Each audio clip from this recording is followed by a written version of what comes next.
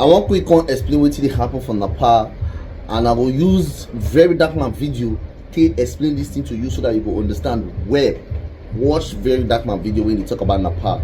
Watch the video. Alright, so by now I believe say una don see wetin dey happen for Nepal, where the Gen Zs of Nepal came out in large number to say no to corruption and that their country must better. Now, in the quest of this, they don't carry a lot of their government officials. They beat them. Some of them, they buy them. You know, they enter government houses. They burn them. They burn a lot of things, a lot of businesses, just to make a statement that we are saying no to corruption. Now, Nepal is a country of like 25 million people, 26 million people thereabouts. It'd be like, if you just, in short, Lagos State, it just be like Lagos population. Now, these people came out in large number to say no to corruption. Now, how did this whole thing started? It started with some activists for their country. When they tweet, they talk about corruption of the government. Now, what is the part of the corruption where they talk about? They say their government officials, they send their children go abroad. They go school. Their children, they enjoy. Their children, they post on social media. They enjoy their lives. Why them? Citizens of Nepal, they suffer. Say, make the government do something about them. Now, instead of the government to tackle those situations, the government say, okay, now this social media, they make them talk. Why are they exposing our corruption? Just like within Nigerian government, they do right now. So they decided that they were going to ban social media. When they ban social media, now so the youths, the Gen Zs, enter streets. Say, no, you cannot ban social media. They started protesting. And because of the large numbers, the government instructed police to throw tear gas. They throw tear gas at them and all those things, trying to get them, to scare them to go back. It can lead to the buying of a lot of persons, a lot of youths, a lot of Gen Z. So they became more angrier and they say, you know what? Fuck it. We'll go scatter everything. So they enter streets, scattered, burn businesses, you know, see Hilton, they burn, they scatter, and they take over the large part of the government. So as we speak now, currently as we speak, the country is now on curfew. As you can see, the road everywhere don't clear. So the Gen Zs, they don't go out. But they don't make their statements. So if government, they come now, any government, they come now, go act right. Now, note that a small thing where the government do now is spark everything. They complain. The people, all of this is about corruption. They complain about corruption. Government say, let's ban social media so that we shut them up. Then the youth came out to say, unban social media. Then they unbanned social media because of the pressure. But guess what? While they were trying to fight for the government to unban it, they can't buy some youths. Where make the youth say, you know what? Now, let's end corruption. So for the media people that are reporting it that it is because they ban social media, that's why these youth are acting like this. No. They are fighting against corruption. They are fighting against bad leadership. They are fighting against embezzlement. They are fighting against leaders that are eating their future with their mouth. They are fighting against fraudulent leaders. It has nothing to do with social media. Yes, social media sparked it up. The ban of social media sparked it up. But of course, they were tired of the bad leader. Now, I went on Twitter, different Twitter influencer talking about it. You understand that this is what Nigeria need. This is what Nigeria need. Well, I agree, low-key, but can we achieve this in Nigeria? It is not really possible. And I will tell you the obstacles that will cause it. Even though low-key, I would not want to see Nigeria burn like that. But you see, I think at this point, we need to, the Nigerian government need to fear the youth. That's just the truth. The governments need to fear the youth. I know say this one how they talk now. DSS can't carry me, but anyways. But the government needs to fear the youth. How? Now when this government don't know, say this Nepal youth, this Nepal Gen Z, if we do anyhow, they go burn country down. Problem go day. Do you understand? They will start building the country and everybody go there enjoy. Do you understand? But we have our obstacle if we try to do this in Nigeria. First things first, let's go back to Nepal. Nepal has the population of 25 million people. Let's look at the religion in Nepal. Although 81% of the people there they practice Hinduism, but we have other people, Buddhism, we have Islam, we have Kirat, we have Christianity, we have Prakriti, we have Bond, we have Sikhism, we have Jainism. Do you understand? Now let's go to the tribes The tribes in Nepal, they have over 125 official recognized castes and ethnic group. 125 different tribes, different ethnic group, different tribes. But when this whole thing start, everybody forget their tribe. Nobody don't say, I be Hindu. Nobody don't say, I be this tribe, I be that tribe. They came out in large number to say no, because they know that the main problem, it is not their tribe and their religion. They know that the main problem is corruption by their leaders. But you see here, the youth feels like it is the tribe that is making Nigeria not grow. They feel like it is the religion that is making Nigeria not grow. So for Nigeria now, you cannot have one voice because of tribe and religion. Most of these influencers on Twitter that are tweeting about all these things, see what these Gen Z don't achieve. Now still them, they push narrative, propaganda, and tribal wars in this country. Now Twitter, all those things they start from. Igbos and Yoruba, they fight. Now Twitter, the hate, they come from that place. That's now the social media platform, the social media app where they fuel tribalism for Nigeria and religion.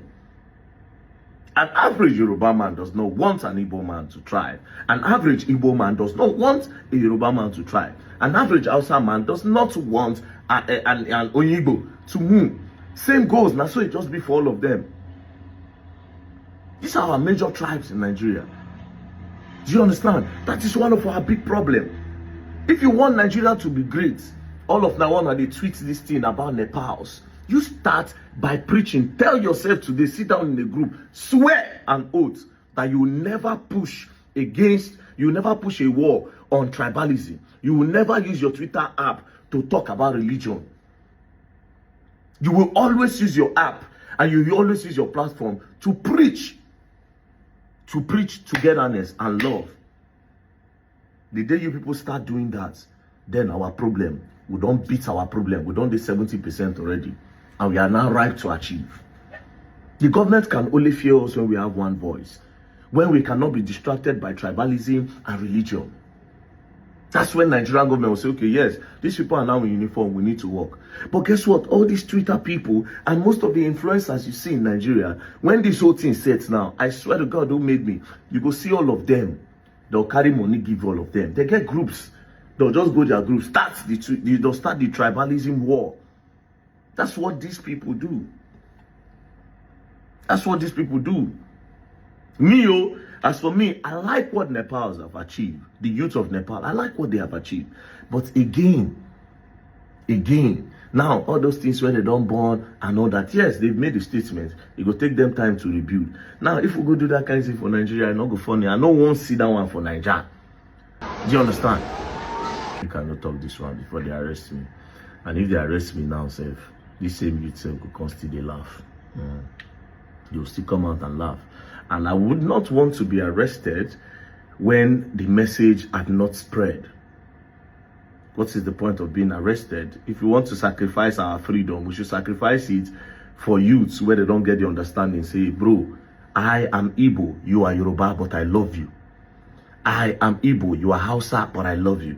I am Hausa and you are Igbo, but I love you. I am Hausa and you are Yoruba, I love you. I am Yoruba, but Igbo man, I love you. I am Yoruba, but Hausa man, I love you. Until that starts, man, we are not going to be giving sacrifice with our freedom because the gospel have not yet spread. You cannot achieve anything in Nigeria unless the youth come together as one and unless Nigerian youth sit down on social media to always preach love. Until then, shout out to Nepal youth. You people have really made a statement. You have encouraged the youth around the world to actually stand up and say no to corruption. God bless your country. And I want to use this medium to say, please do not burn your country down. Do not burn your country down. Any Nepal youth where they hear me, from the Yawa language, make una know they born in our country. That is not a show of patriotism. I understand you want to make a statement, but patriotism, when you do patriotism, you are not supposed to burn down your country. Don't burn it down. Especially you people went to your government house, you went to the government officials. Yes, no wahala. We started heal things when I born. People where they said car when I born. This one when I born, It was just all over the place. But I'm glad when I don't do curfew now. So everything is clear. While they wait for the government to have sense. May God bless Nigeria. May God bless Nigeria, and peace and love. I am not preaching violence. I am only saying the youth should have one voice so that the government will respect the youth. And that is when, if we say, do this road, they know that we are all saying, do this road, and they will do the road. We want this. They know that, okay, yes, we are talking in one voice, they will do it. Not be this one, we say, Igbo go talk, Yoruba go counter. Yoruba go talk, Igbo go counter. Hausa go talk, Igbo and Yoruba go counter. We don't want that. Anyways, peace and love, don't play. If you play, you're going to learn, and you will learn the hard way. Don't play. Now, you don't watch Very Dark Man video. Let me tell you something about this country, Nigeria. Why such protests cannot occur in Nigeria. Many people, they forget with the history of this Nigeria. Nigeria is a very brutal place. We have a very brutal leader that don't care about the life of the citizen. Yes, that is Nigeria. And the person will be our leader is also somebody like us, coming from the same thing like us. So he know the system. And Nigeria be like United States, they know how to push propaganda. We have a lot of brainwashers that is online. I'm telling you, bro. And see, watch this Kuti video when they talk about what happened for the times of Babangida. I mean, you know, say Nigeria will not ever come up for the boss one day because our leaders are brutal players. Watch them. I never thought this kind of thing took place. Like, you won't think it. But brother, it happened. And I'll tell you what it is. June 12th was Babangida don annul election.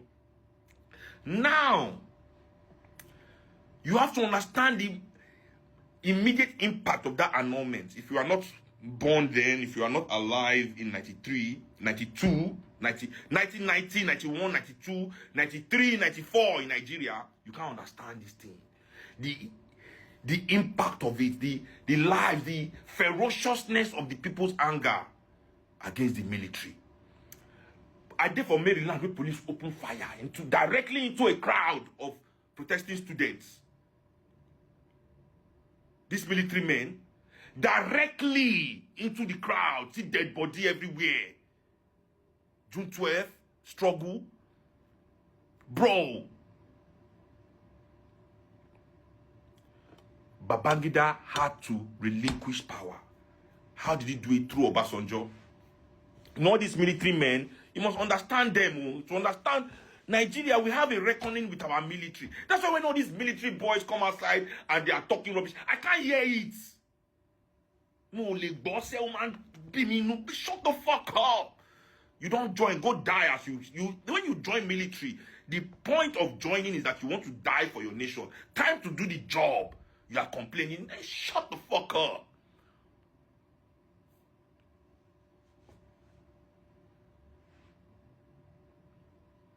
Because when it was civilians in 93, I see how you dealt with them mercilessly.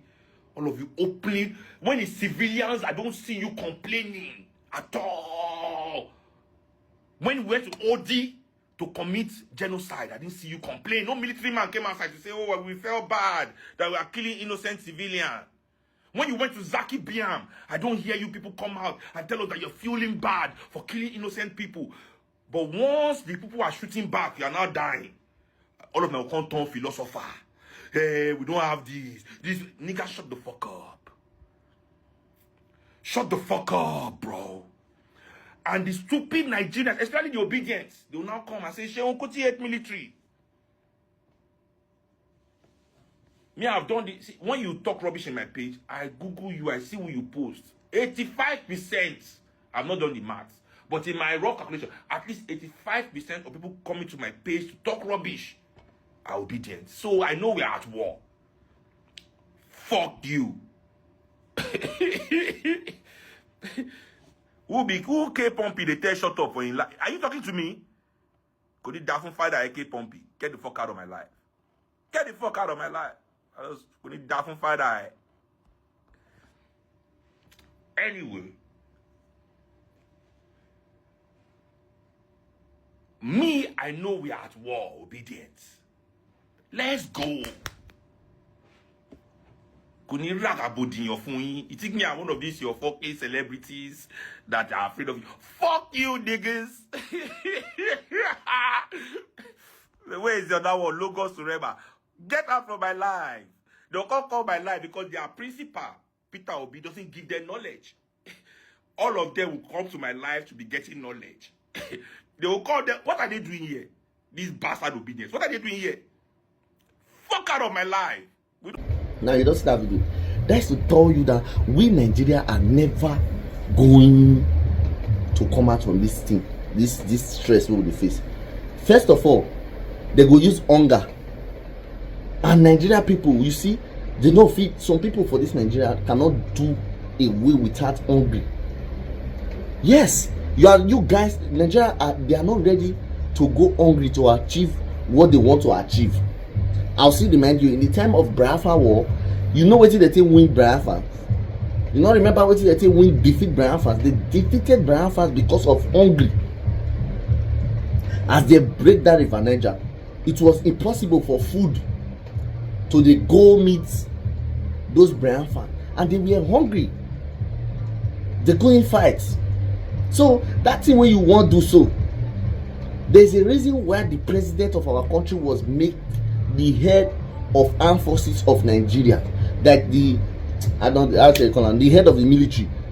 May I also call like that because me Nancy don't know. So he is the one that controls the military in every state, the armed forces in every state, every 36 states of the metropolis of Nigeria. Now they give order. Guess what? If you start to misbehave, an order can be passed, and a bullet can just the feel your tongue face all of you, just the blast una to death. See, they will buy una, and the way they will buy una reach una go jar. Una go jar. I'm telling you, Nigeria, our Nigeria leaders, they don't have mercy. They don't, and they be the king of propagandists. What am I saying? The big part of social media in Nigeria, they are the one that controls it. Nigeria, the people where they the leadership, they very smart, but they make the citizens believe that they are not smart. Sometimes some people will say, see the person, why be say the person where they take the leadership, where they take the leadership, where they become president, it go be like say no get strength. Why? You know, you feel not know, but if it be propaganda where they push to you, you're surprised that the person for real he really gallant. But in the propaganda, they will push it to you that the Nigeria president is very weak. You look at him, he's falling, he don't know what he's doing. But that thing where you think so now, they won't make you think like that because you know what he's doing. Now this thing where they happen, you never want to take Sheyi Lord come and call the right, say okay. People are happy now that they are protesting in Nepal. They have taken over the presidency and everything because they ban social media. Sheyi Lord come and say now the same people are raping, stealing, doing atrocities while they are protesting. You see where the one propaganda for corner. Today not poster. See the write up here. See the write up. You see what he writes? One propagandist. And this Sheyi Lord now is a friend to the president's son. Not be saying that one tell me they do one, but only this small thing now where they happen for Nepal. You see this person now because he in a one party, he belongs to so party APC. He come and see propaganda where he push. He don't put it into the mind of the people now. Say okay, as they do that riot now, some go busy they rape people, they thief, they break into shops. Disarm a lot of things, and which we know say if you want freedom in anywhere, if you want the government to listen to you, things go spoil. You can't do it without saying things not spoil. You can't want revolution when things not spoil because the people will basically they cage you, no want me you go, and if you got to go, you must got to go by force, and you must got to things go spoil both in that side and this side.